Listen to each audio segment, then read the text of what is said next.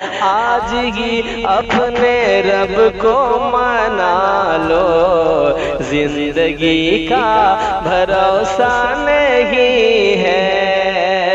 تاکہ پتہ چلے کہ تصوف ہے کیا چیز، تصوف کہتے کس کو ہیں، صوفی کس کو کہتے ہیں۔ تو پہلی بات آپ اچھی طرح جان لیں، میں مختصر سا صوفی کا تعارف جو اہل سنت والجماعت کے اکابر علماء 1400 سال سے ہم کو کروا رہے ہیں، وہ تعارف آپ کے گوشے گزار کرتا ہوں۔ یہ ایک علمی گفتگو ہے، آپ اس کو اپنے ذہن میں رکھیے گا۔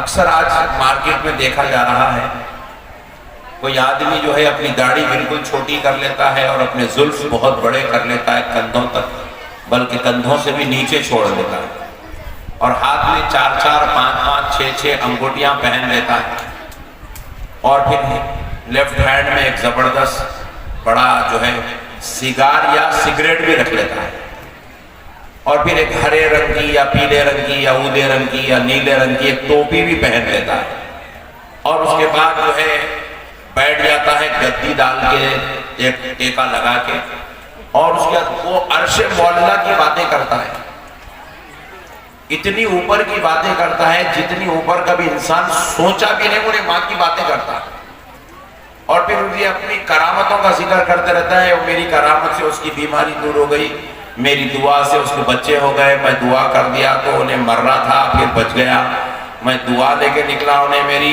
لاری کے نیچے آتے آتے رک گیا۔ تو اس قسم کی باتیں وہ کرتے رہتے ہیں، اور ان سے لوگ پوچھتے ہیں کہ بھئی آخر یہ ہے کیا؟ تو کہتے ہیں کہ ہم اہل طریقت ہیں۔ کیا کہتے ہیں ذرا بولے؟ ارے ذرا زور سے بولو بھائی۔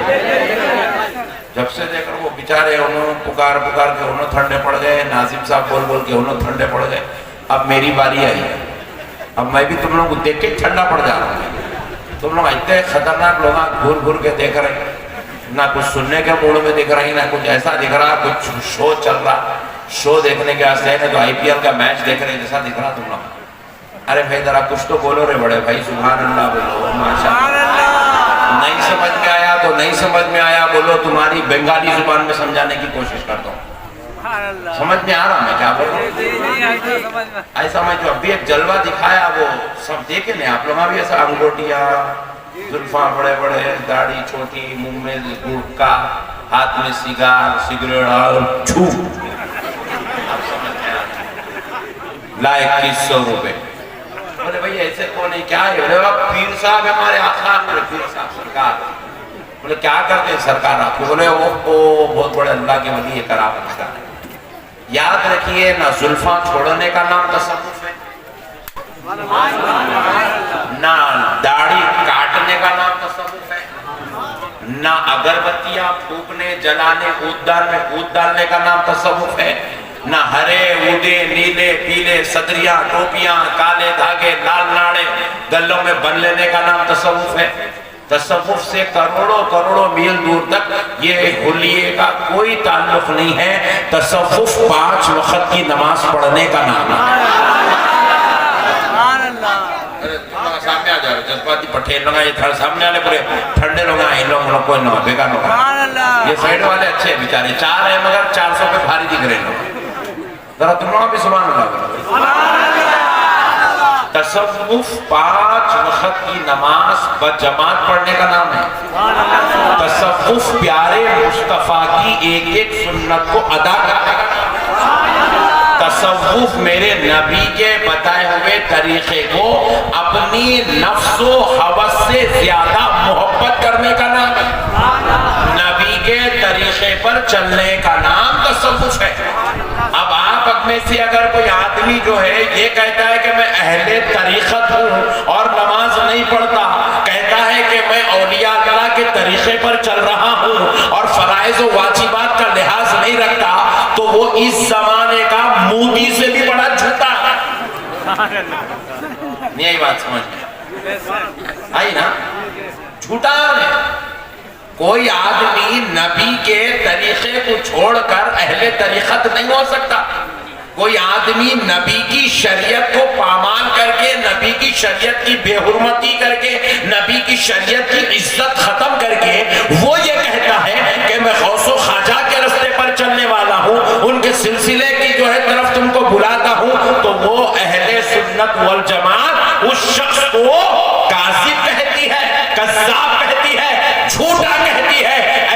شخص کے کوئی اعتبار اہل سنت میں نہیں ہے۔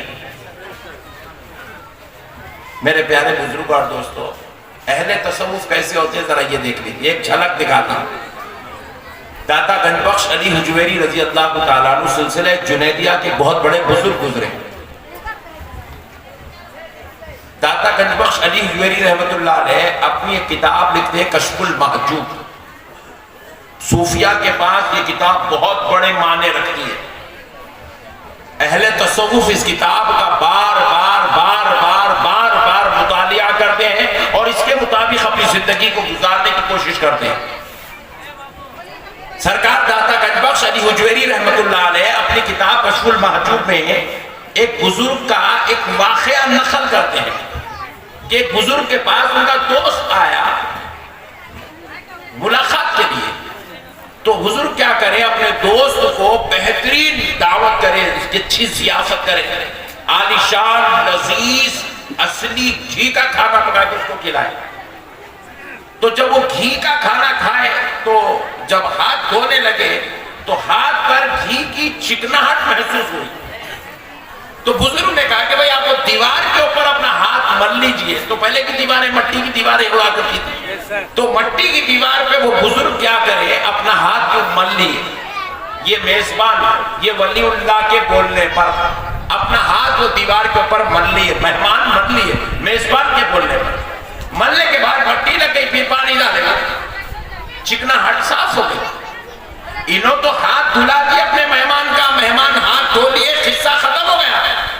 لیکن جب وہ ہاتھ دھو چکے تو یہ جو اللہ کے ولی میزبان ہیں، ان کو خیال آیا اللہ اکبر کبیرہ، میں نے یہ جو دیوار پر اپنے مہمان کا ہاتھ رگڑوایا، یہ دیوار میری نہیں ہے، یہ پڑوسی کی دیوار ہے۔ کس کی دیوار ہے؟ پڑوسی کی دیوار ہے۔ پڑوسی کی دیوار پر میں نے اپنے مہمان کا ہاتھ رگڑوایا اور چکناہٹ صاف کروائی۔ اللہ اکبر، اگر بروز محشر اللہ اگر مجھے اس کا حساب پوچھے گا تو میں کیا جواب دوں گا؟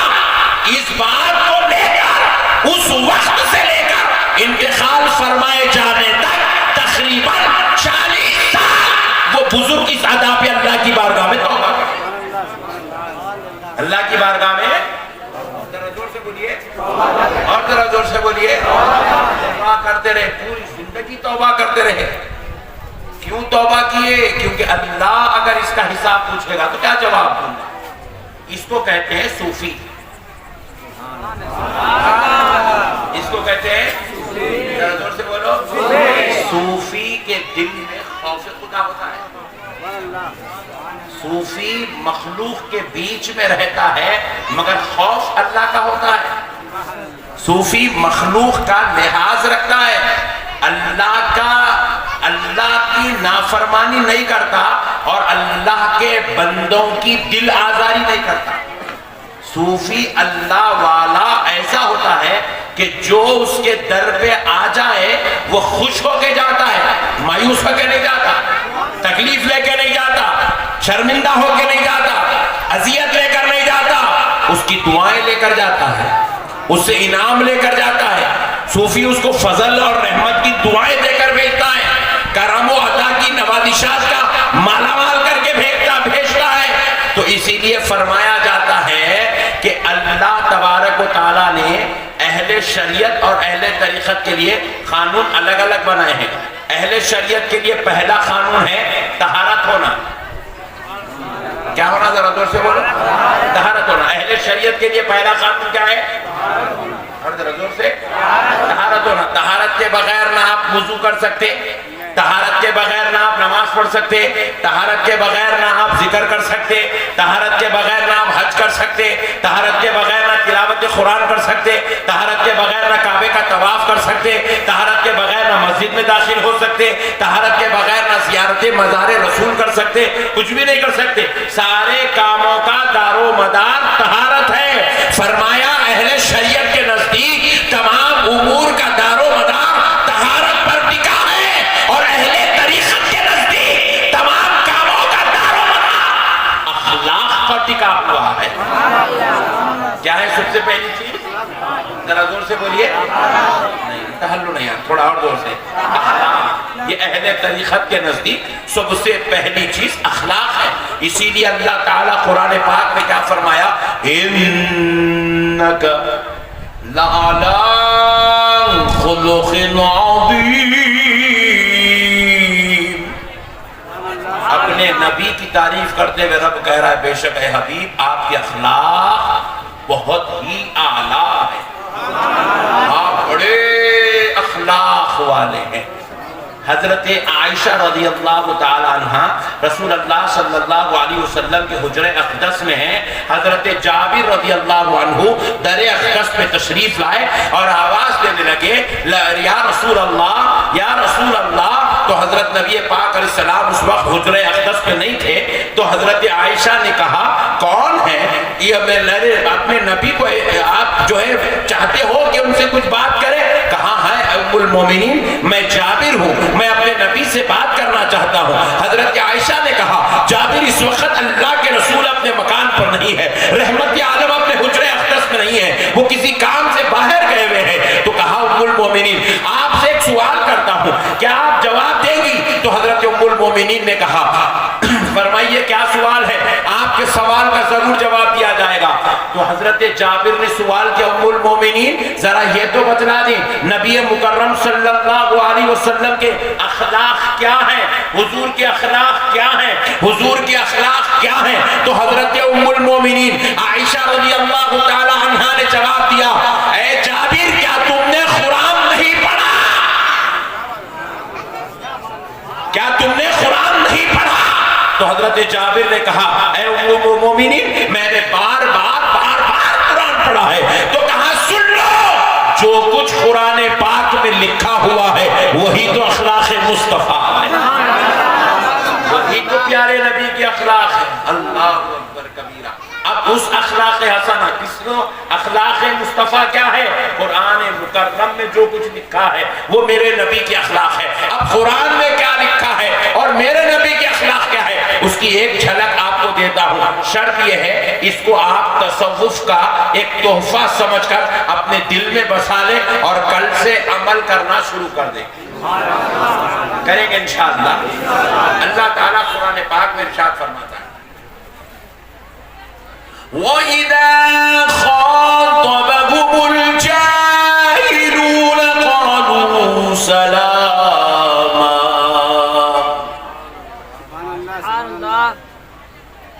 جب کوئی تم سے جہالت والی گفتگو کرے, اللہ کہہ رہا ہے قرآن پاک ہے جب کوئی تم سے جاہلانہ روش اختیار کرے قالوا سلاما, تو تم سلامتی والی گفتگو کرو, تم سلامتی والا پہلو اختیار کرو. جاہل کے پیچھے تم جاہل مت بنو, گدھے کے ساتھ تم گدھے مت بنو, بے وقوف کے ساتھ تم بے وقوف مت بنو, بد اخلاق کے ساتھ تم بد اخلاق مت بنو. تم اپنے اخلاق کا مظاہرہ کرو, تم اپنی اچھائیوں کا مظاہرہ کرو, تم اپنی نیکی کا مظاہرہ کرو, تم اپنی خوبیوں کا مظاہرہ کرو تاکہ اس کو پتا تو چلے کہ اخلاق کہتے کس کو ہے. تو رب نے کہا ظالموں کے ساتھ تم بے ادب مت بنو بلکہ تم اپنے اچھے اخلاق کا مظاہرہ کرو, تم اپنے اچھے اخلاق کا مظاہرہ کرو. دیکھو حضور اکرم صلی اللہ علیہ وسلم اپنے حجرِ اقدس میں ہوتے تھے. منافقین بڑے بدماش تھے نہیں تھے؟ بولو جی, پھر گھور کے دیکھ رہے گا. منافقین بڑے بدماش تھے, خطرناک تھے. وہ جاتے جاتے السلام علیکم السلام علیکم کے بجائے کیا کرتے تھے بدماش لوگ؟ السلام علیکم السلام علیکم بولے تو آپ پر سلامتی ہو, السلام علیکم بولے تو آپ پر موت واقع ہو. بات سمجھ رہے ہیں آپ؟ السلام علیکم بولتے تھے نالائق میں. مگر میرے نبی صلی اللہ علیہ وسلم ان کا یہ جملہ جب سنتے تھے حجرِ اقدس میں رہ کر کہ یہ کہہ رہا ہے السلام علیکم، آپ پر موت واقع ہو، نعوذ باللہ، نبی کو کہہ رہا ہے. تو نبی پاک علیہ السلام بدلے میں والسلام علیکم نہیں بولتے، تیرے اوپر بھی موت آؤ نہیں بولتے، بلکہ آمنہ کا لال کہتا تھا یہدیکم اللہ، اللہ تجھ کو ہدایت عطا فرمائے. وہ موت کی دعا کرتا تھا، میرا نبی ہدایت کی دعا کرتا تھا. وہ میرے نبی کو ستانے کی بات کرتے تھے، میرا نبی ان کو محبت کی بات کرتا تھا. آج ہمارے گھروں کے اندر جو خلفی شادیاں ہیں، باہر آ کے نماز پڑھ رہے، 5 وقت نماز، ماشاءاللہ، نماز، اللہ اکبر، ذکر، ایسے تو کوئی کر رہے نہیں، تو بول رہا ہوں میں، ذکر ذکر ذکر، تہجد پڑھ رہے، صبح اٹھنے کی بیگم کو گالیاں دے رہے، صبح اٹھنے کی بیٹوں کو بیلٹ لے کے مار رہے ہیں. یہ کوئی تصوف نہیں ہے، یہ کوئی دینداری نہیں ہے. اللہ اور اس کا رسول ایسی دینداری کو قبول بھی نہیں کرتا جو بندوں پر ظلم بھی کیا جائے اور آ کر مسجدوں میں نماز بھی پڑھی جائے. اے نماز پڑھنے والوں، جب نماز پڑھتے ہو تو اپنے دلوں میں رحم بھی پیدا کرو. رحم ایسا ہو کہ ادھر خدا کی عبادت ہوتی رہے، ادھر بندوں کے ساتھ حسن سلوک بھی ہوتا رہے، ادھر رب کو سجدے بھی ادا ہوتے رہے اور ادھر بندوں کے ساتھ نیکی کا برتاؤ بھی جاری رہے. ادھر اپنے پروردگار کو سبحان ربی الاعلیٰ، سبحان ربی الاعلیٰ کہہ کر اپنے پروردگار کو راضی کرو اور ادھر بندوں کے ساتھ حسن اخلاق کر کے ادھر بندوں کو بھی راضی کرو. یہ اہل تصوف کا معاملہ ہے. نبی مکرم صلی اللہ علیہ وسلم جب کسی سے ملاقات کرتے، سبحان اللہ، اور ذرا زور سے، جب کسی سے ملاقات کرتے، تاجدار کائنات صلی اللہ علیہ وسلم جب کسی سے ملاقات کرتے، میرے آقا اتنا مسکراتے حضور کے دندان مبارک ظاہر ہو جاتے. مسکرا کے ملتے تھے سرکار مسکرا کے ملتے تھے. اپنے پاس ارے وہ دادا گیری کر رہا ہے. یہ کوئی ملاقات کے آداب، زور سے بولیے، یہ کوئی ملاقات کے آداب؟ جب کوئی آپ کو سلام کرے، چاہے چھوٹا ہو، چاہے بڑا ہو، چاہے مرید ہو، چاہے پیر ہو، چاہے شاگرد ہو، چاہے استاذ ہو، چاہے باپ ہو، چاہے بیٹا ہو، چاہے بھائی ہو، چاہے بہن ہو، چاہے ماں ہو، چاہے بیوی ہو، جب کوئی آپ سے ملاقات کرے اس وقت آپ کے چہرے پر مسکراہٹ ہونا چاہیے. یہ مدینے والے مصطفیٰ کی سنت ہے، تاجدار کائنات کی سنت ہے. مسکرا کر ملاقات کرتے تھے اور سرکار سلام یوں کر کے نکلتے نہیں تھے، بلکہ میرے آقا دونوں ہاتھوں سے اپنے صحابہ سے ملاقات کرتے تھے، مصافحہ فرماتے تھے. تو پیارے بزرگ اور دوستو، یہ باتیں اگر دیکھنے کو بہت چھوٹی نظر آ رہی ہے، مگر کبھی سلام کی عادت ڈال کے دیکھو، پتا چلے گا کہ محلے میں سب سے زیادہ معزز و محترم وہی نظر آئے گا جو میرے مصطفیٰ کی سنتوں پر عمل